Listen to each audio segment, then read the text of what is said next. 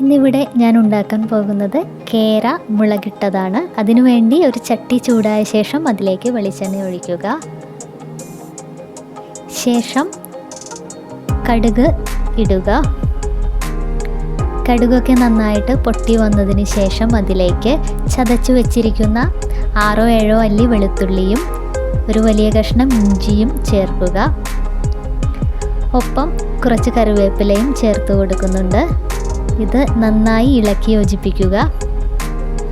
ഇതൊന്ന് നന്നായി വഴണ്ട് വരുന്നതിനിടയിൽ ഒരു 1/4 സ്പൂൺ ഉലുവാപ്പൊടി ചേർത്ത് കൊടുക്കുക. ഇതിൻ്റെ ആ ഒരു പച്ചമണം മാറി വരുമ്പോഴേക്കും 1 കപ്പ് ചുവന്നുള്ളി ചേർത്ത് കൊടുക്കുക. അല്പം ഉപ്പ് കൂടി ചേർത്ത് നന്നായി ഒന്ന് വഴറ്റിയെടുക്കുക.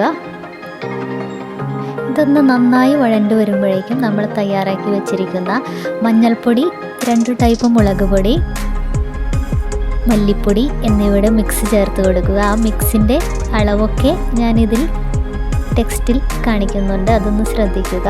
അതിനുശേഷം നന്നായി ഒന്ന് ഇളക്കി യോജിപ്പിക്കുക. ഇത് നമ്മൾ എണ്ണ തെളിയുന്നത് വരെ നന്നായി ഒന്ന് ഇളക്കി കൊടുക്കുക.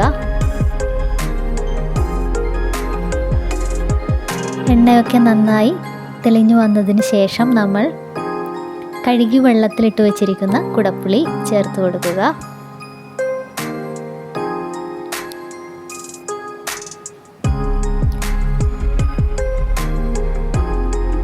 കുടംപുളിയുടെ വെള്ളവും കൂടി നമ്മൾ ഒഴിച്ചു കൊടുക്കുന്നുണ്ട്. ശേഷം ജസ്റ്റ് ഒന്ന് ഇളക്കി യോജിപ്പിക്കുക. അതിനുശേഷം ആവശ്യത്തിന് കറിക്ക് വേണ്ട വെള്ളം നമ്മൾ ആഡ് ചെയ്ത് കൊടുക്കുക. ഈ വെള്ളമൊക്കെ ഒന്ന് തിളച്ച് വരുന്ന സമയത്ത് നമ്മൾ മീനിൻ്റെ കഷ്ണങ്ങൾ ചേർത്ത് കൊടുക്കുക. ഞാനിവിടെ 1/2 കിലോ കേര മീനാണ് ചേർത്ത് കൊടുക്കുന്നത്. മീൻ ചേർത്തതിന് ശേഷം ഇളക്കാതിരിക്കാൻ ശ്രദ്ധിക്കുക. ജസ്റ്റ് ഒന്ന് ആ ചട്ടി ഒന്ന് നമ്മൾ കറക്കി കൊടുക്കുക. ശേഷം മൂടി വെച്ച് വേവിക്കുക. കറിയൊക്കെ നന്നായി തിളച്ചു വന്നതിന് ശേഷം നമ്മൾ ലോ ടു മീഡിയം ഫ്ലെയിമിൽ വയ്ക്കുക. കുറച്ച് സമയത്തിന് ശേഷം നമ്മളൊന്ന് തുറന്ന് നോക്കുക.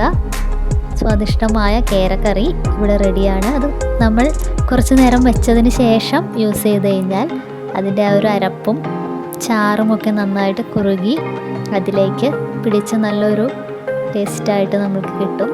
ചോറിനൊപ്പവും അതേപോലെ തന്നെ കപ്പ, ചേമ്പ് പുഴുങ്ങിയത് ഇതിൻ്റെയൊക്കെ ഒപ്പം വളരെ നല്ലൊരു കോമ്പിനേഷനാണ്.